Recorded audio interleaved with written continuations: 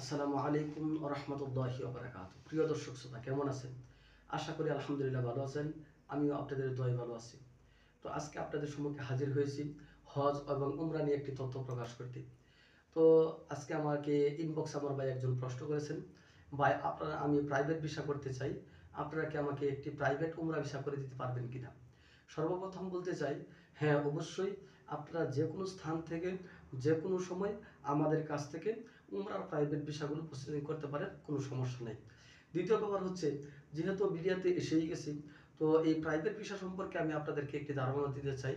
আশা করব ভিডিওটুকু আপনারা ধৈর্য সহকারে দেখবেন এবং এতে কি খরচ কম হচ্ছে না বেশি হচ্ছে এমন একটা ধারণা আপনাদের তৈরি হয়ে দেবে ইনশাআল্লাহ।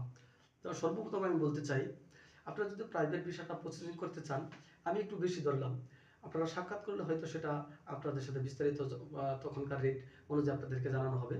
তো আপনাদের প্রাইভেট উমরা যে ভিসাটুকু আছে, এই ভিসার মূল্যটা আমি নেব 20 থেকে 21,000 টাকা। এই হচ্ছে ভিসার মূল্য।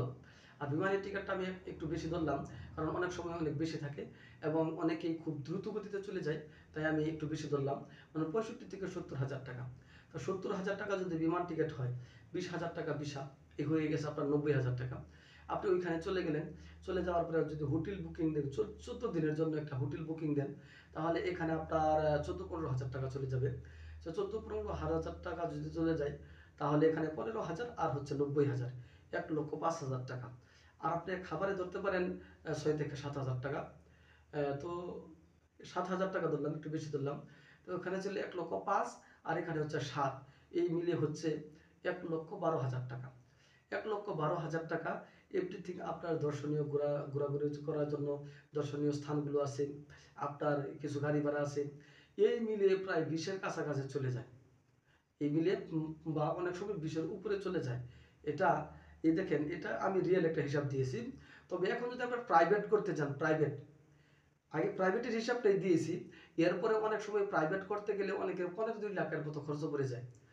এই জন্য আমাদের সুবিধাটা কি, আমরা আপনাদের থেকে 3-4 হাজার টাকা একটা আমরা আমাদের পারিশ্রমিক নিয়ে থাকি। তো এখন আপনাদের চিন্তা করেন আমাদের সাথে গেলে সুবিধা কি, আমরা আপনাদের দর্শনীয় স্থানগুলো কি কি দেখবেন সেটা আপনাদের চিন্তা করতে হবে না। আমরা এক পলকে আপনাদেরকে ওখানে নিয়ে যেতে পারবো, দেখাইতে পারবো, এবং আপনাদের থাকা খাওয়ার সমস্ত ব্যবস্থা আমাদের ইয়াতে থাকবে, আমাদের অনুকূলে থাকবে, আমরা সেটা ব্যবস্থা করে দিব। আপনারা আপনাদের যে উমরার যে কাজগুলো আছে সেগুলো শান্তিপূর্ণভাবে সুস্থ সুন্দরভাবে সম্পন্ন করতে পারবেন। যাই হোক, এরপরে এখন সিদ্ধান্ত নেন আপনি কি করবেন, প্রাইভেট যাবেন নাকি গ্রুপিং যাবেন। যদি প্রাইভেট হোক অথবা গ্রুপিং হোক, কেউ যদি প্রাইভেট ভিসা করতে চান তাহলে আমাদের সাথে যোগাযোগ করতে পারেন, আমরা প্রাইভেট ভিসা করে থাকি। আর যদি আপনারা গ্রুপিংয়ে যেতে চান তাহলে সেই সুযোগ সুবিধাও আমাদের আছে, আপনারা আমাদের সাথে যোগাযোগ করতে পারেন।